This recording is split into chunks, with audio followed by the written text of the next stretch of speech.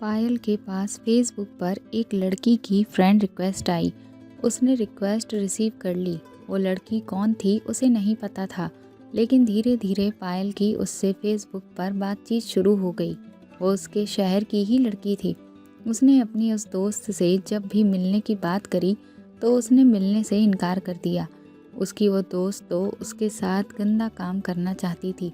ये जानकर उसकी आंखें फटी की फटी रह गईं। पायल की ससुराल में उसके पति के अलावा उसकी एक नंद और उसके जेठ रहते थे। उसके जेठ उसके पति से 10 साल बड़े थे। उनकी पत्नी का 1 साल पहले देहांत हो गया था। उनके कोई बच्चे भी नहीं थे। पायल के पति का बिहेवियर बहुत अच्छा था। वो अपनी शादी करने के लिए यहाँ पर आया हुआ था। पायल के पति को हर महीने में 2 दिन की छुट्टी मिला करती थी। उसका पति अपनी शादी के लिए 10 दिन की छुट्टियां लेकर आया था। उसकी छुट्टियां पूरी हो चुकी थी। शादी की रात पायल के पति ने कहा कि तुम्हें मेरे भाई और बहन का बहुत ख्याल रखना है। मेरी बहन को हमेशा अपनी बहन की तरह समझना है और मेरे भाई को हमेशा अपने बड़े भाई की तरह सम्मान देना, क्योंकि मेरी माँ इस दुनिया में नहीं है। मेरी बहन ने बचपन में अपने नन्हे हाथों से कच्ची पक्की रोटी बनाकर मेरा और मेरे भाई का पेट भरा है। उसने हम दोनों का बहुत ख्याल रखा है, इसलिए अब तुम्हें उसको आराम देना है। मेरी भाभी भी उसका बहुत ख्याल रखती थी। जब से वो आई थी उसे कोई काम नहीं करने देती थी, पर भाभी बहुत जल्दी हमें छोड़कर चली गई। फिर से सारी जिम्मेदारी मेरी बहन और भाई पर ही आ गई। पायल अपने पति का मतलब अच्छी तरह से समझ रही थी। वह चाहता था कि पायल इस घर का काम संभाल ले और उसकी बहन को आराम दे। उसकी ननद जवान थी। वह बहुत ज़्यादा खूबसूरत तो नहीं थी, बस नॉर्मल सी शक्ल की थी, लेकिन घर गृहस्थी बहुत अच्छी तरह से जानती थी। उसकी ससुराल का घर अच्छा बना हुआ था और काफ़ी बड़ा घर था, जो उसे बहुत पसंद आया था, क्योंकि उसके मायके का घर काफ़ी छोटा था। गांव के लोगों के घर तो बड़े बड़े ही होते हैं। उसने अपने पति को भरोसा दिलाया कि वो उसकी बहन और उनके भाई का बहुत ख्याल रखेगी, उन्हें कभी शिकायत का मौका नहीं देगी। उसके पति की छुट्टियां पूरी होने वाली थीं। अभी उसकी छुट्टियां पूरी होने में 2 दिन रह गए थे, इसलिए उसका पति उसे 2 दिन के लिए हनीमून के तौर पर घुमाने ले गया। इस बात से पायल के जेठ को भी कोई ऐतराज़ नहीं था। जब वो लोग घूमकर वापस आए तो उसके पति ने अपने जाने की पैकिंग करनी शुरू कर दी। वो अपने पति के जाने पर काफ़ी उदास थी। अभी उसकी शादी को हुए ही कितने दिन थे और अभी से ही उसका पति उसे अकेला छोड़कर जा रहा था। उसके पति ने उसे भरोसा दिलाया कि तुम यहाँ पर अकेली नहीं हो। मेरी बहन की आदत बहुत अच्छी है, वो कभी तुम्हें बोर नहीं होने देगी। वह हमेशा तुम्हारा ख्याल रखेगी। ससुराल में कितने ही लोग क्यों ना हो, लेकिन पत्नी हमेशा अपने पति का इंतज़ार करती है। उसका पति अगले दिन सुबह ही दूसरे शहर अपनी नौकरी के लिए जा चुका था। अब घर में वो 3 लोग रह गए थे। इस घर में सब कुछ ठीक था, लेकिन एक बहुत अजीब बात थी। वो जब भी अपने जेठ के पैर छू के उनका आशीर्वाद लेने जाती तो उसे उनकी हरकतें बहुत अजीब लगती थीं और वो उसे देखकर बहुत ज़्यादा खुश हो जाते थे। और खुश तो और भी बहुत लोग थे। गांव की काफ़ी सारी औरतें भी उससे मिलने के लिए आई थीं, क्योंकि सभी लोगों का यही कहना था कि पायल इस पूरे मोहल्ले की सबसे ज़्यादा खूबसूरत बहू है। किसी के घर में भी इतनी प्यारी बहू तो क्या कोई बेटी भी नहीं है, क्योंकि गांव के ज़्यादातर लोग गरीब थे और गांव के लोग तो ऐसे भी छोटी छोटी बातों पर बहुत ज़्यादा खुश हो जाते हैं। इसलिए सारी औरतें उसे देखकर बहुत खुश होती थीं और उसके पति की किस्मत पर नाज करती थीं। पायल के पास अभी तक मोबाइल नहीं था। उसे अपने पति की बहुत याद सता रही थी, लेकिन उसके जेठ के पास स्मार्टफोन था। उसके पति अपने भाई के नंबर पर कॉल कर लेते और पायल से बात कर लिया करते थे। पायल काफ़ी पढ़ी लिखी थी और यहाँ घर के सारे काम करने के बाद भी फ्री रहती थी और सारा दिन घर में बोर होती रहती थी। उसकी ननद तो उससे बस थोड़ी बहुत देर बातचीत करती, उसके बाद अपने कमरे में घुस जाती थी। ये लोग काफ़ी सिंपल लोग थे। उसके जेठ उसके घर में आने के बाद बहुत खुश थे, लेकिन उनको इतना ज़्यादा खुश होता हुआ देखकर पायल को कुछ गड़बड़ का एहसास होता था। वह कभी बाजार से उसके लिए पकौड़े लेकर आते तो कभी समोसे लेकर आते थे और थैली उसके हाथ में लाकर दे दिया करते थे। और पायल खाने के लिए जब अपनी नंद को आवाज़ लगाती तो उसके जेठ मना करते, कहते कि पायल मैं तुम्हारे लिए लेकर आया हूँ, बहन को आवाज़ मत लगाओ। उसे उनकी ये बात बड़ी अजीब लगती थी कि भला वह अपनी बहन से ज़्यादा उसको अहमियत क्यों दे रहे थे। इतनी बात पायल की अपने जेठ से पूछने की हिम्मत नहीं होती थी, क्योंकि वो अभी नई नई थी। वो नहीं चाहती थी कि उसके जेठ किसी बात का बुरा मान जाएं। वो उन चीज़ों को अपने कमरे में ले जाकर खा लिया करती थी और जो बचता था अपनी ननद को चुपके से दे दिया करती थी। उसकी ननद पलटकर उससे कोई सवाल नहीं करती थी कि आखिर आपको ये समोसे या पकौड़े किसने लाकर दिए हैं। वह तो बहुत ही सिंपल टाइप की लड़की थी। अपने कमरे से सिर्फ किसी काम के लिए बाहर निकलती थी, बाकी फिर वापस अपने कमरे में घुस जाती थी। सुना था कि वह काफ़ी पढ़ी लिखी है, इसलिए कंप्यूटर पर कुछ ना कुछ करती रहती थी। पहले तो उसने घर की सारी जिम्मेदारी उठाई हुई थी, लेकिन जब से पायल की शादी हुई थी वह घर के किसी भी काम को हाथ नहीं लगाती थी। पायल को क्या था, वो तो बस अपने जेठ और ननद के अच्छे बिहेवियर से खुश थी। वो अपनी जिम्मेदारी को अच्छी तरह से निभा रही थी। वो अपने जेठ से सुबह उठते ही पूछती कि आपको नाश्ते में क्या खाना है, तो वो उसकी इस बात से बहुत खुश होते। जबकि सुबह को उसकी ननद अपने भाई से पूछती कि आपके लिए नाश्ता बना दूं, तो पायल के जेठ अपनी बहन से नाश्ता बनाने के लिए मना कर दिया करते थे। वह वापस अपने कमरे में चली जाती थी या फिर कोई दूसरा काम देख लिया करती थी। जब पायल उनसे पूछती तो उसके जेठ उसे फ़ौरन ही अपनी पसंद का नाश्ता बता देते और वो उनकी पसंद के मुताबिक नाश्ता बनाती और फिर उनको दे देती थी। उसके जेठ दिन में उससे काफ़ी सारी विशेष खाने की डिमांड करते थे। वो उनका कहना हर बार मान लिया करती थी, इसलिए वह उससे खुश ही रहते थे। उसके जेठ कोई काम नहीं करते थे, घर पर ही रहते थे, खेती देखते थे। उसके पति को गए हुए 1 महीना पूरा होने वाला था। अब उसके पति के आने का टाइम हो गया था। अब की बार जब उसका पति घर आया तो उसके लिए एक सरप्राइज़ लेकर आया था। उसके पति ने आते ही उसे गिफ्ट दिया। गिफ्ट पाकर पायल बहुत ज़्यादा खुश हो गई थी। उसने जैसे ही गिफ्ट को ओपन किया तो उसके अंदर स्मार्टफोन था। उसके पति ने कहा कि तुम्हें मुझसे बात करने में परेशानी होती थी, इसलिए मैं तुम्हारे लिए मोबाइल लेकर आया हूँ। पायल ने सोचा, चलो अच्छा हुआ, मुझे अपने जेठ के मोबाइल से बात करनी पड़ती थी, अब मेरे लिए आसानी हो गई। 2 दिन इसी तरह से हंसी खुशी उसके पति के साथ गुजर गए थे। वो घर के सारे काम दिल लगाकर किया करती थी। मोबाइल को हाथ लगाने का उसे टाइम भी नहीं मिलता था, जबकि शुरू के दिनों में तो वो फ्री रहती थी, लेकिन उसके जेठ दिन में उसे कोई ना कोई काम बताते रहते थे, इसलिए वो अब बहुत बिजी रहती थी। बस थोड़ी देर के लिए अपने पति से कॉल पर बात कर लिया करती थी। एक दिन वो किचन में खड़ी हुई रोटी बना रही थी, तभी अचानक से उसे ऐसा महसूस हुआ जैसे उसे कोई देख रहा है या फिर कोई उसके पीछे खड़ा हुआ है। जैसे ही उसने पीछे पलट कर देखा तो पीछे कोई भी नहीं था। उसे लगा कि शायद ये उसका वहम होगा। उसके बाद वो रोटी बनाने में बिजी हो गई। इसी तरह से 2-3 दिन गुजर गए। फिर एक दिन वो छत पर कपड़े फैलाने गई तो तब भी उसे छत पर ऐसा महसूस हुआ जैसे छत पर उसके अलावा भी कोई और मौजूद है, जबकि उस दिन छत पर क्या बल्कि पूरे घर में कोई भी मौजूद नहीं था। उसकी नंद अपने चाचा के घर गई हुई थी और जेठ घर से बाहर खेत पर गए थे। न जाने उसके साथ ये सब कुछ क्या हो रहा था। उसे लगा शायद उसकी तबीयत ठीक नहीं है, उसे इन बातों पर ध्यान नहीं देना चाहिए। थोड़ी देर के बाद जब नंद घर पर आई तो पायल ने उससे पूछा, क्या तुम घर पर वापस आई थी? उसने कहा, नहीं तो भाभी, मैं अभी ही घर पर आई हूँ। वह कहने लगी, क्या हुआ, आप कुछ परेशान लग रही हो। उसने अपनी नंद को बताया कि मुझे कभी कभी ऐसा लगता है जैसे घर में मुझे कोई देख रहा है, जैसे किसी की मुझ पर नज़र हो। वह कहने लगी, भाभी आपकी शायद तबीयत ठीक नहीं है। इस घर में आपके साथ तो मैं भी रहती हूँ, कभी मुझे तो किसी ने नहीं देखा। उसकी ननद उसकी बात सुनकर उसका मजाक बनाने लगी, इसलिए उसने सोचा कि आज के बाद मैं इसको अपने बारे में कुछ नहीं बताऊंगी। उसने पायल की बात को सीरियस नहीं लिया। उस दिन उसके जेठ घर में कब आए थे उसे कुछ पता नहीं था। जब वह गए थे तब तो उसने उनको देखा था, लेकिन जब वह आए थे तब उसे पता नहीं चला। शायद वो उस टाइम पर अपने कमरे में लेटी हुई थी। उसके जेठ उसे देखकर मुस्कुराते रहते थे। एक दिन पायल ने उनसे इसकी वजह पूछी तो कहने लगे कि तुम बिल्कुल अपनी जेठानी की तरह लगती हो। पायल ने उनसे कहा, आपका क्या मतलब है? तो उन्होंने कहा कि मेरा मतलब ये है कि तुम अपनी जेठानी की परछाई हो। तुम्हारी जेठानी भी बिल्कुल तुम्हारी जितनी ही सुंदर थी और बिल्कुल तुम्हारी तरह घर के काम में फुर्तीली थी। इसका मतलब पायल के जेठ जी अपनी पत्नी से उसको कंपेयर कर रहे थे।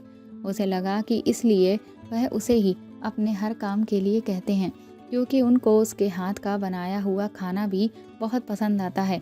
लेकिन एक दिन उसके जेठ ने बहुत ही अजीब सी हरकत की और वो घर के अंदर एक बड़ी अजीब सी चीज़ लेकर आए थे। उसकी नंद और पायल ये देखकर हैरान रह गए थे। ये जगह गांव तो ज़रूर थी, लेकिन इस चीज़ का यहाँ क्या काम था, जबकि उसके जेठ तो काफ़ी पढ़े लिखे थे। वो चीज़ एक घोड़ी थी। वो सोच रही थी कि आजकल घोड़ी भी कहाँ सस्ती में मिलती है। काफ़ी सारे पैसे खर्च करने के बाद उसके जेठ उसे लेकर आए थे। उन्होंने कहा कि वो इस घोड़ी को पालना चाहते हैं, इसलिए अपने घर में लेकर आए हैं। उसकी नंद ने तो अपने भाई का मजाक भी बनाया था कि आपको कब से शौक हो गया है घोड़ी पालने का। मैंने कुत्ता, बिल्ली या फिर बकरी पालने का शौक तो सुना था, लेकिन घोड़ी पालने के शौक के बारे में मैं पहली बार सुना था। क्या बात है। पायल को भी कुछ अजीब लगा था। लेकिन अगले दिन जब वो सुबह सुबह काम के लिए उठी तो उसने देखा कि लगभग सुबह के 5 बज रहे थे। इतनी सुबह उसके जेठ घोड़ी के पास बैठे हुए उसका दूध निकाल रहे थे। वो छुपकर उनको देखने लगी। उसने देखा कि उन्होंने दूध को गिलास में करने के बाद उसको पी लिया। जब उसके जेठ को पता चला कि पायल उनको देख रही है तो वो बहुत घबरा गए। उसने कहा, आप ये दूध क्यों पी रहे हो? तो कहने लगे, घोड़ी का दूध पीने से मर्द के शरीर के अंदर ताकत आती है। पायल ने सोचा कि शायद उसके जेठ जी को कमज़ोरी महसूस हो रही होगी। गांव के लोग तो वैसे भी काफ़ी सारे नुस्खे जानते थे, ये भी कोई ताकत लाने वाला ही नुस्खा होगा। वैसे पायल ने पढ़ा था कि घोड़ी का दूध काफ़ी सारी बीमारियों में भी काम आता है। पायल ने जब अपने पति से कॉल पर बात की तो इस बारे में उनको भी बताया था। उसके पति ने कहा कि मेरे भाई पढ़े लिखे आदमी हैं और वह गांव के तौर तरीके भी जानते हैं। गांव के बड़े बुजुर्गों के साथ उनका उठना बैठना है। उनमें से ही किसी ने उनको ये नुस्खा बता दिया होगा। तुम इस बात पर ज़्यादा ध्यान मत दो। मेरे भाई जो करते हैं ठीक करते हैं। आज तक उन्होंने कभी गलत कुछ नहीं किया और वह घोड़ी घर में लेकर आए हैं तो इसमें भी कोई मकसद ही होगा।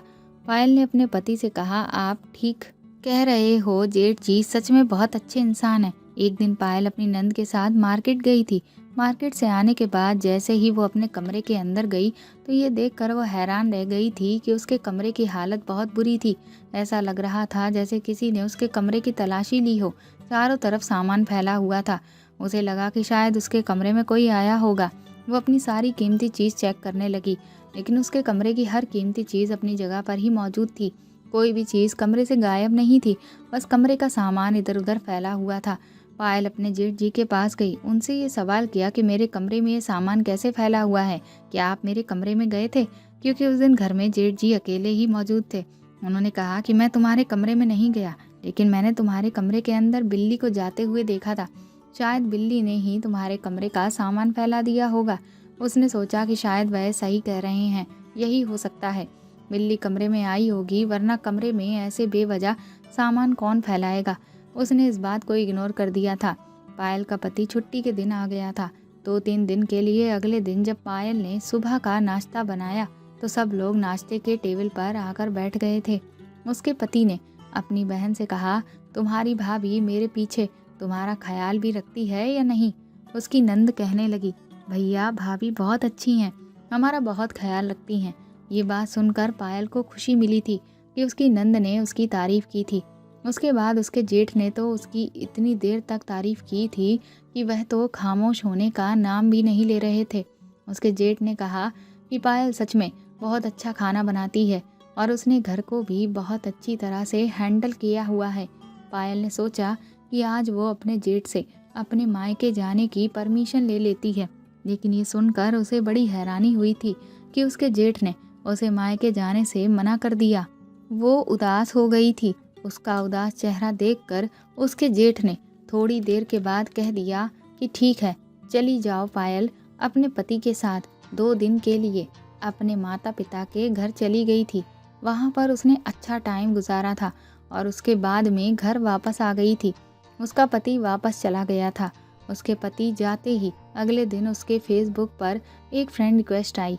उसने फ्रेंड रिक्वेस्ट एक्सेप्ट कर ली तो उधर से वॉइस मैसेज आने शुरू हो गए। वो पूछती कि आप कौन हैं, कहाँ रहते हैं, तो कोई जवाब नहीं आता। वो बहुत परेशान हो गई थी कि ना जाने किसकी फ्रेंड रिक्वेस्ट है।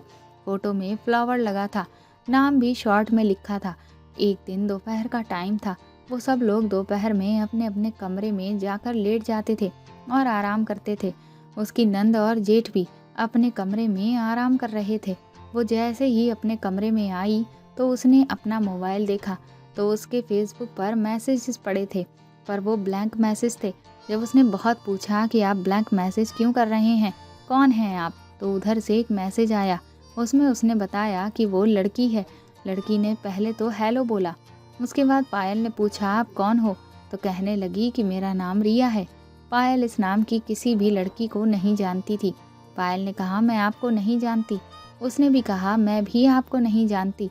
पायल ने कहा कि जब आप मुझे नहीं जानती तो इतने दिनों से बार बार मुझे ब्लैंक मैसेज क्यों कर रही हो। उसने कहा गुस्सा मत हो, जानती नहीं हो तो अब जान लो। वैसे मेरा नाम रिया है और मैं कानपुर में रहती हूँ। पायल ने कहा कि मेरा मायका भी कानपुर के पास ही है। इसी तरह से उन दोनों के बीच की बातचीत काफ़ी देर तक होती रही। उस लड़की ने बातों ही बातों में पायल से दोस्ती कर ली और उसकी बहुत अच्छी दोस्त बन गई थी। इसी तरह से वो दोनों रोज़ एक दूसरे से बात किया करते थे। ज़्यादातर वॉइस मैसेज आते थे। रिया की आवाज़ बहुत अच्छी थी और पायल के जेठ का वही रूटीन था। वो सुबह सवेरे उठ जाते और सबसे पहले घोड़ी का ताज़ा दूध निकाल कर पिया करते थे। उसके जेठ काफ़ी पढ़े लिखे थे, पर पायल रोज़ उनके कमरे की सफाई करने जाती थी। वह हमेशा अपने मोबाइल में ही बिजी रहते थे। उसके जेठ कोई काम तो करते नहीं थे, इसलिए कभी छत पर चले जाते तो वह कभी मोबाइल अपना टाइम पास कर लिया करते, कभी खेतों पर निकल जाते थे। दिन इसी तरह से गुजर रहे थे और हर दिन पायल की अपने दोस्त से बात होती थी और वो दोनों काफ़ी देर तक आपस में बातें करते रहते थे। उसका टाइम अच्छा पास हो जाता था। उससे बात करने के बाद पायल का मन भी हल्का हो जाता था। वो अपने मायके में भी अपनी मम्मी या बहन से ज़्यादा फ़ोन पर बात नहीं करती थी, बस कभी कभार हाल चाल पूछ लिया करती थी। उसका पति घर आ गया था। एक दिन पायल को याद आया कि वो अपने मायके से अपनी पुरानी एल्बम लेकर आई थी जिसमें उसके बहुत सारे फ़ोटो लगे हुए थे। उसने अपने पति से कहा कि आज मैं आपको अपने बचपन के फ़ोटोज़ दिखाती हूँ। उसने अपने उस एल्बम को ड्रॉर में रख दिया था। ड्रॉर में वो काफ़ी देर तक ढूंढती रही, लेकिन उसे उसकी एल्बम नहीं मिल रही थी। उसके बाद उसे याद आया कि कहीं उसने अलमारी में तो नहीं रख दिया। फिर उसने पूरी अलमारी भी छान मारी, यहाँ तक कि पूरे कमरे की तलाशी ले ली थी, लेकिन उसे उसका एल्बम कहीं नहीं मिल रहा था। अभी पिछले महीने ही तो वो अपने मायके गई थी और तभी अपने पुराने एल्बम साथ लेकर आई थी। उसका पति कहने लगा तुम क्या ढूंढ रही हो। पायल ने जब उसको ये बात बताई तो वो कहने लगा कि हो सकता है कि तुम यहाँ पर एल्बम लाई नहीं हो। पायल ने कहा कि ऐसा नहीं हो सकता, मुझे अच्छी तरह से याद है, मैं एल्बम अपने घर से लेकर आई थी ताकि आपको अपने फ़ोटोज़ दिखा सकूं, लेकिन मेरी एल्बम पता नहीं कहाँ गई। पायल के पति ने कहा कि हो सकता है तुमने रास्ते में कहीं एल्बम गिरा दी हो या फिर धोखे से तुमसे गिर गई हो। उसने पायल की परेशान शक्ल देखते हुए कहा इतना परेशान मत हो, ज़्यादा कीमती चीज़ नहीं है, एक एल्बम ही तो है, उसमें कौन सी बड़ी बात है, तुम हमारी शादी की एल्बम देख लो। लेकिन पायल सच में सोच में पड़ गई थी। उसे अच्छे से याद था कि वो एल्बम लेकर आई थी और याद से उसने उसको ड्रॉर में रख दिया था, पर अब जब एल्बम पूरे कमरे में नहीं थी तो उसने इस बात पर ध्यान देना छोड़ दिया। उन्हीं दिनों गांव के एक पढ़े लिखे लड़के का रिश्ता उसकी ननद के लिए आया था और उसका ध्यान उसके रिश्ते में लग गया था। वो बहुत बिजी हो गई थी और उसे बिल्कुल भी टाइम नहीं मिल रहा था। उसकी रिया से भी कोई बातचीत नहीं हो रही थी क्योंकि वो लोग शॉपिंग में लगे हुए थे। पायल का पति अपनी बहन की सगाई के लिए छुट्टी लेकर घर आ गया था। जिस दिन उसकी ननद की सगाई थी उस दिन वो अपने कमरे में कपड़े पहनने के बाद ड्रेसिंग टेबल के आगे बैठी हुई मेकअप कर रही थी। तभी उसे ऐसा लगा जैसे कमरे के दरवाजे पर कोई खड़ा हुआ अंदर झांक रहा है। जैसे ही उसने दरवाजे की तरफ देखा तो कोई नहीं था, लेकिन वो फिर भी अपनी तसल्ली के लिए दरवाजे की तरफ भागती हुई गई। दरवाजे पर वो इधर उधर देख ही रही होती है कि तभी उसकी ननद आ जाती है और वो कैसी तैयार हुई है ये पायल को दिखाने लगी कि भाभी मैं कैसी लग रही हूँ। उसने उससे कहा कि बहुत अच्छी लग रही हो। फिर पायल ने कहा क्या तुम दरवाजे पर खड़ी हुई मुझे देख रही थी? उसने कहा भाभी मैं अभी तैयार होकर आई हूँ, लेकिन आप मुझे कुछ परेशान लग रही हो। पायल ने उसको कुछ नहीं बताया और वो खामोश हो गई। उसकी ननद की शादी में अभी काफ़ी टाइम था। अभी तो उन लोगों ने उसकी सगाई कर दी थी। सगाई वाले दिन घर के सभी लोग बहुत खुश थे। वो लोग फैमिली फ़ोटो खिंचवा रहे थे। तभी अचानक उसके जेठ उसके बराबर में आकर खड़े हो गए। उसकी एक साइड उसका पति खड़ा हुआ था और दूसरी साइड उसके जेठ खड़े हुए थे। उसे ऐसा लगा जैसे किसी ने उसकी कमर पर हाथ लगाया हो, जबकि उसके पति का हाथ तो उसके कंधे पर था। उसने जैसे ही अपने जेठ की तरफ देखा तो वह आगे बढ़ गए और उसके पति ने उसका ध्यान कैमरे की तरफ रखने को कहा। उस दिन काफ़ी सारे ऐसे हादसे पायल के साथ हुए थे जिसकी वजह से उसे अपने जेठ पर शक होने लगा था, लेकिन वह पायल के बड़े भाई के समान थे। उन पर शक करना उसके लिए बहुत बड़ा पाप था, क्योंकि उसे सिर्फ उन पर अभी शक था। उसने उनको अपनी आंखों से ऐसा कुछ भी गलत करते हुए नहीं देखा था जिसकी वजह से शक सही साबित हो सके। उसकी नंद की सगाई तो अच्छी तरह से हो गई थी। उसके पति जा चुके थे। इन दिनों रिया के कई मैसेजेस पड़े हुए थे। बहुत ज़्यादा बिजी होने की वजह से उसने उससे कोई बात नहीं की थी। फिर उसने उसे मैसेजेस किए और सॉरी कहा कि मैं अपनी ननद की सगाई में बिजी थी, इसलिए तुमसे बातचीत नहीं कर सकी। वो लोग काफ़ी देर तक एक दूसरे के बारे में बातचीत करते रहे। रिया से बात करते हुए पायल को कभी ऐसा नहीं लगता कि वो कोई अनजान इंसान है, बल्कि ऐसा लगता जैसे वो उसकी कोई अपनी ही हो। बातों बातों में वह काफ़ी सारी बातें इस तरह से कह दिया करती थी जैसे वह पायल को बहुत अच्छी तरह से जानती हो और काफ़ी सारी बातें उसे उसके बारे में पता हैं। पर पायल हर बार यही सोचती थी कि जिस इंसान से हम इतनी सारी बातें करते हैं उसको हम अपने बारे में काफ़ी कुछ बता चुके होते हैं। मेरे बारे में मेरे अलावा और कौन बता सकता था? वो रिया को अपनी ननद की शादी पर इनवाइट करना चाहती थी और उसने सोचा था कि ज़्यादा मेहमान होने की वजह से मैं उससे ज़्यादा बातचीत नहीं कर पाऊंगी। उसने अपने पति को भी रिया के बारे में बताया तो उसके पति ने कहा था ऐसे किसी भी अनजान को अपना दोस्त नहीं बनाते, पहले उसके बारे में सारी इन्फॉर्मेशन निकाल लेते हैं। लेकिन पायल ने उनसे कहा कि रिया की बातों पे मुझे एक अजीब सा भरोसा दिखाई देता है और वो बहुत अच्छी है। उसने अपने भी तो मुझे काफ़ी सारे राज बताए थे।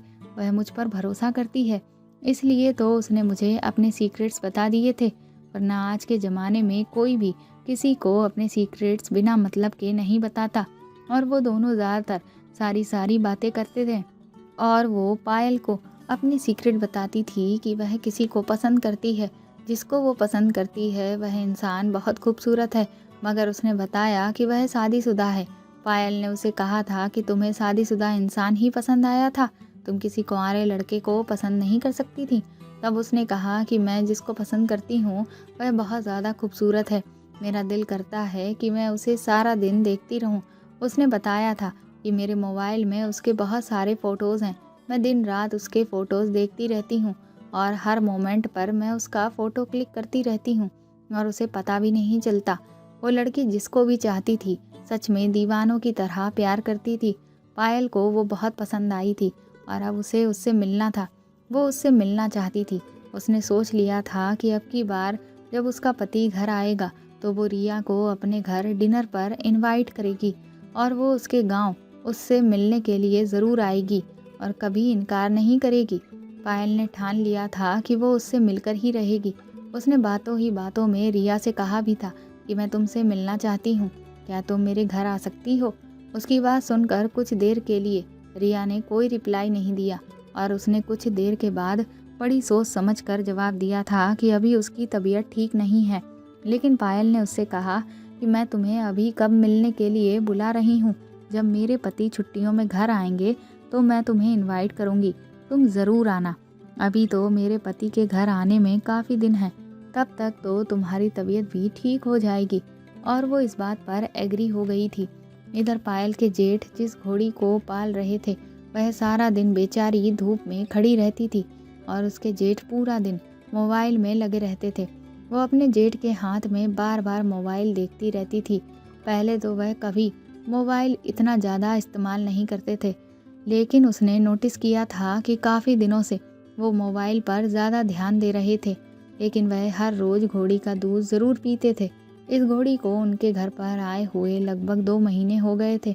उसकी ननद ने अपने भाई से कहा कि भैया आप इसको बेच दो, काफ़ी दिन हो गए हैं ये घोड़ी यहाँ पर बहुत गंदगी फैलाती है।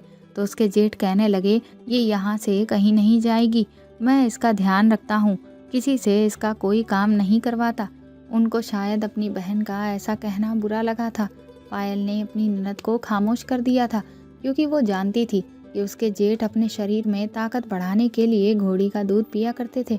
ये बात उसकी नंद को पता नहीं थी, इसलिए वह अपने भैया से घोड़ी को बेचने की जिद कर रही थी। एक दिन अचानक ही पायल का पति बिना बताए घर आ गया। वो लोग उसको देखकर हैरान रह गए थे। उसे लगा कि शायद उनकी तबीयत ठीक नहीं है, लेकिन उन्होंने बताया कि उनकी तबीयत बिल्कुल ठीक है, बल्कि वह जिस शहर में काम करते हैं वहाँ का माहौल कुछ ठीक नहीं चल रहा। कंपनी में दूर के रहने वाले जितने भी वर्कर्स काम करते हैं उन सभी को उनके घर भेज दिया गया है। और उसके पति ने बताया कि जब शहर का माहौल ठीक हो जाएगा तो उनको काम पर वापस बुला लिया जाएगा।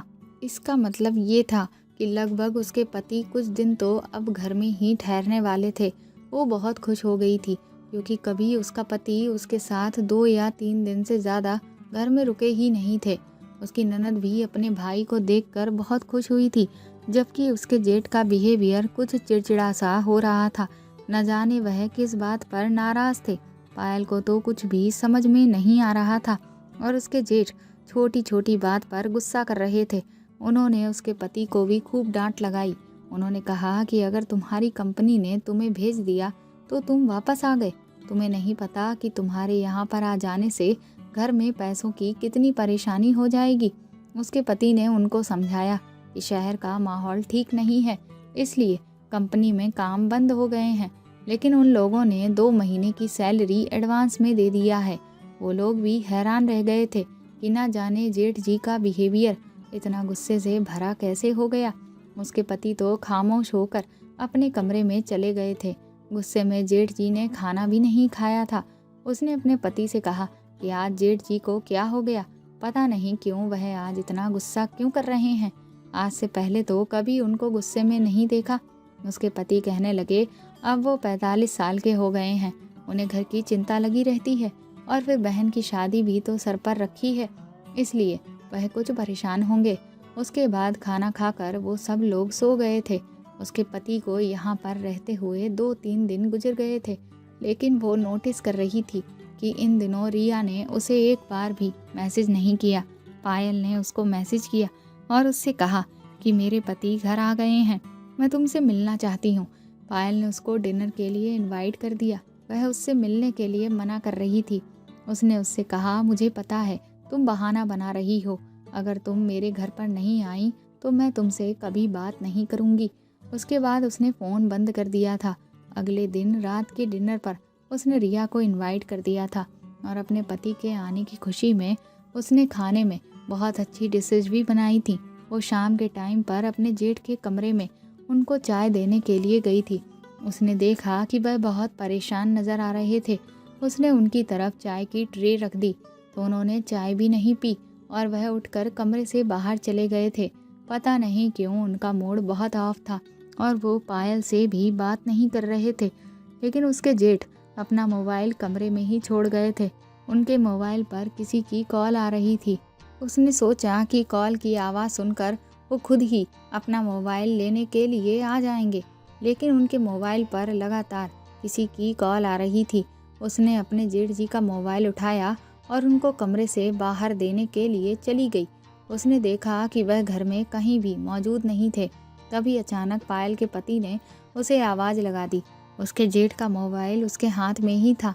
कॉल आनी बंद हो गई थी, लेकिन जल्दबाजी में वो जेठ के मोबाइल को अपने कमरे में ही लेकर चली गई। उसके पति नहा रहे थे।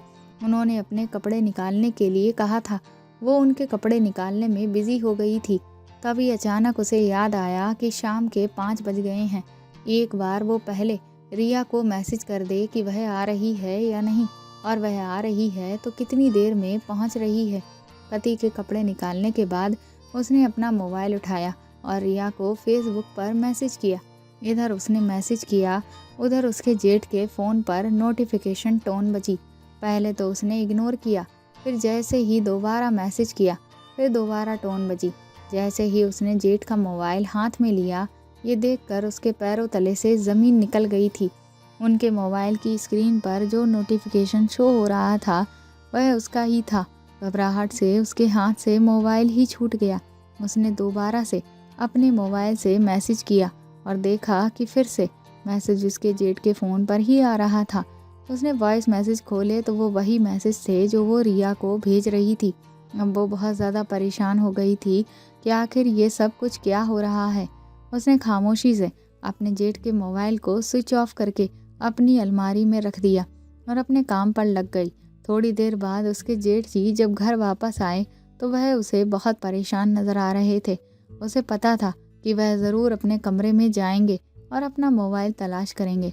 उसकी सोच के मुताबिक वह अपने कमरे में ऐसे तलाशी कर रहे थे जैसे उनका कुछ खो गया। उधर उसका पति नहाने के बाद तैयार होकर अपने दोस्तों के पास चला गया था।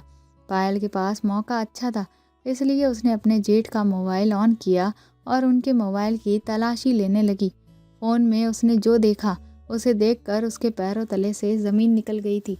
उनके मोबाइल में उसके बहुत सारे फ़ोटोज़ और उसकी छोटी छोटी ऐसी वीडियो थीं जो कि उसके घर के हर काम के मोमेंट पर बनाई गई थीं, जैसे वो घर के नॉर्मल काम किया करती थी।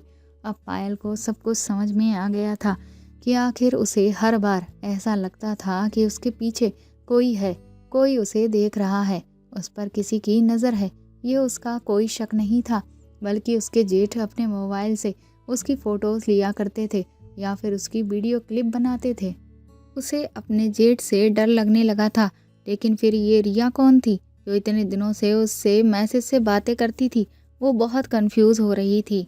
इसका मतलब था कि उसके जेठ उस पर अपनी गंदी नज़र रखते थे। उनके मोबाइल पर एक वीडियो तो ऐसी थी जिसमें शर्मिंदगी की हद पार कर दी थी।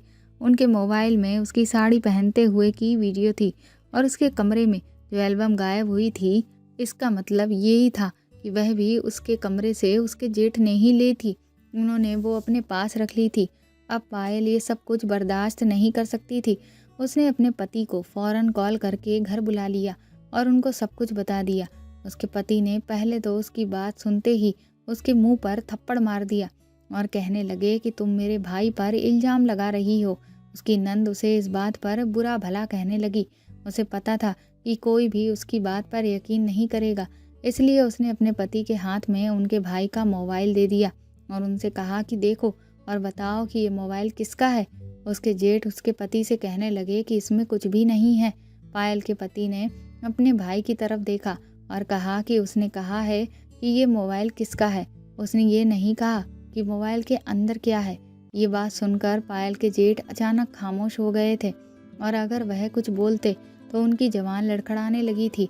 उसके पति ने जल्दी से मोबाइल ऑन किया और उन्होंने पायल के सारे फ़ोटोज़ उनके मोबाइल में देख लिए और उन्होंने उसकी वह वीडियो भी देखी जो काफ़ी गलत तरीके से बनाई गई थी। उसने अपने पति को रिया के बारे में भी बता दिया कि रिया कोई और नहीं बल्कि आपके भैया हैं। उसके जेठ अपनी सच्चाई एक्सेप्ट नहीं कर रहे थे। उन्होंने कहा कि मैं किसी रिया को नहीं जानता। पायल ने अपने पति से कहा, अगर आपको यकीन नहीं आता तो आप अभी मेरे फ़ोन से रिया के फेसबुक अकाउंट पर मैसेज करें, आपको पता चल जाएगा कि मैसेज किसके पास जाएगा। उसके पति ने उसके कहने के मुताबिक उसके फ़ोन से रिया के फेसबुक अकाउंट पर मैसेज भेजा। उनके दूसरे हाथ में उनके भैया के मोबाइल पर तुरंत ही नोटिफिकेशन टोन बजी। पायल जो भी बात अपने पति को बता रही थी वो सच हो रही थी। अब उसके पति को यकीन आ गया था उसकी बात पर कि उसने आज उनके भैया के खिलाफ जो इल्ज़ाम लगाया है वह बिल्कुल सही है। पायल ने अपनी ननद से भी कहा कि मैं काफ़ी दिन पहले तुमसे कह रही थी कि मुझे ऐसा लगता है जैसे कोई मुझ पर नज़र रखता है, लेकिन तुमने मेरी बात को मजाक में टाल दिया था। उसके बाद से कभी दोबारा मैंने तुम्हें कोई बात नहीं बताई, लेकिन लगातार मेरे साथ ऐसा हो रहा था। मुझे लगता था जैसे मेरे आसपास कोई है, पर जब मैं गौर से देखती तो मेरे पास कोई नहीं होता था। और फिर मेरे कमरे से मेरे एल्बम का गायब होना। कुछ दिन बाद जब मैं जेठ जी के कमरे में सफाई करने गई तो मेरी वह एल्बम मैंने उनके कमरे में देखी थी। घर में एकदम खामोशी का माहौल छा गया था। उसके पति की आंखों में बहुत गुस्सा था और वह अपने भैया के सामने जाकर खड़े हो गए। उन्होंने अपने भैया से कहा कि जो कुछ ये कह रही है क्या वह सच है या फिर झूठ। उसके जेठ के चेहरे से पसीना आने लगा था क्योंकि वह पूरी तरह से फंस चुके थे। थोड़ी देर के बाद उसके जेठ उसके पति के आगे हाथ जोड़ने लगे, कहने लगे, मुझे माफ़ कर दो बेटा, पायल ठीक कह रही है, ये मोबाइल मेरा है और रिया भी मैं ही हूँ। लड़की बनकर तुम्हारी पत्नी से बात किया करता था। जिस दिन से तुम्हारी पत्नी इस घर में आई थी मेरे दिल को भा गई थी। मैं इसे पसंद करने लगा था और हमेशा उसके करीब जाने की कोशिश करता रहता था। तुम्हारी पत्नी जो भी काम करती मैं उसका फ़ोटो खींच लिया करता और अकेले में उसकी फ़ोटो और वीडियो देख देख कर खुश हो जाता था। पायल बहुत खूबसूरत है, मैं उसकी खूबसूरती में खो गया था। तुम तो हमेशा दूसरे शहर में रहते थे, इसलिए मैं चाहता था कि मैं इसको अपनी तरफ कर लूं और तुम्हारी पत्नी को तुमसे छीन लूं। इसीलिए मैंने प्लान बनाया कि मैं लड़की की आवाज़ निकाल कर पायल से फेसबुक पर वॉइस मैसेज से बात किया करता था। मेरे अंदर ये पुराना टैलेंट है। मैं अपनी जवानी के दिनों में लड़की की आवाज़ निकालता था, लेकिन अब इस उम्र में आकर मेरे मुंह से लड़की की आवाज़ साफ नहीं निकलती थी। इसीलिए मैं घोड़ी को लेकर आया था। घोड़ी का दूध पीने से गले की आवाज़ ठीक हो जाती है। मैंने ही तुम्हारी पत्नी के कमरे से उसकी एल्बम चुराई थी क्योंकि मैं उसे पसंद करता था। अपने मोबाइल के वॉलपेपर पे भी उसका फ़ोटो लगाया। मुझसे बहुत बड़ी गलती हो गई। तुम्हारी भाभी का देहांत हो गया था। मैं दूसरी शादी करना चाहता था, पर मेरी उम्र हो गई थी और मेरे अंदर बच्चा ना पैदा करने की कमी थी जो गांव में सबको पता चल गई थी। इसलिए मेरी दूसरी शादी नहीं हो रही थी। मैं तुम्हारी पत्नी पर गंदी नज़र रखने लगा था। मुझे नहीं पता था कि तुम्हें ये सब कुछ पता चल जाएगा। मैंने सोचा था कि मैं किसी दिन पायल को अपनी बातों में ले लूँगा और उससे कहूँगा कि वह तुम्हें छोड़ दे, मुझसे शादी कर ले। ये बात सुनकर के पति का खून खौल उठा था और पायल को भी अपने जेठ से नफरत होने लगी थी। जिनको वो इतना अच्छा आदमी समझती थी वो ही उसकी इज्जत पर अपनी गंदी नज़र रखे हुए थे। उसे इस बात की बिल्कुल भी खबर नहीं थी। उसके पति ने कहा, मुझे नहीं पता था कि भाई समान जेठ अपने भाई की पत्नी के साथ इतनी घिनौनी हरकत भी कर सकता है। मुझे शर्म आती है आपको अपना भाई कहते हुए। उसके जेठ बहुत शर्मिंदा हो रहे थे। उसके पति ने अपने भाई को बहुत बुरा भला कहा था और उसके पति ने यह फैसला किया कि वह अपनी बहन की शादी कर देने के बाद पायल को अपने साथ शहर ले जाएंगे और जहां पर वह नौकरी करते हैं वहीं पर एक किराए का मकान खरीद कर उसे अपने साथ रखेंगे और कभी पायल को अब इस घर में नहीं रहने देंगे और ना ही खुद वापस लौट कर इस घर में आएंगे। उसके जेठ ने उन लोगों से बहुत माफ़ी मांगी, लेकिन वह उनके दिल से उतर चुके थे। अब कभी उनके दिल में उनके लिए पहले जैसी इज्जत ना हो सकती थी। इसलिए उसके पति ने 1 महीने के अंदर ही अंदर अपनी बहन की शादी कर दी। उसके बाद वह पायल को लेकर शहर आ गए। वो अपने पति के साथ अब शहर में ही रहती है और उसके जेठ गांव में अकेले रहते हैं। उन लोगों के साथ साथ उसकी ननद ने भी उनसे सारे संबंध खत्म कर दिए। पायल अपने पति के साथ शहर में खुशी खुशी रहती है, पर कभी कभी अपने पति को समझाती है कि जेठ जी जैसे भी हैं आपके भाई हैं। पायल के समझाने पर उसके पति अपने भैया को खर्चे के लिए पैसे भेज दिया करते थे। दोस्तों, आज के समय में कई घरों के अंदर ही महिलाएं सुरक्षित नहीं हैं, इसलिए सतर्क और सावधान रहें। तो दोस्तों, आपको ये कहानी कैसी लगी कमेंट करके ज़रूर बताएं और प्लीज़ इस कहानी को ज़्यादा से ज़्यादा शेयर और लाइक करें। आप चाहें तो मुझे सुपर थैंक्स भी दे सकते हैं। साथ ही अगर आप चैनल पर नए हैं तो सब्सक्राइब करके बेल आइकन ज़रूर दबा दें ताकि आगे भी मैं आपको ऐसी ही अच्छी कहानियाँ सुनाती रहूँ। Thank you.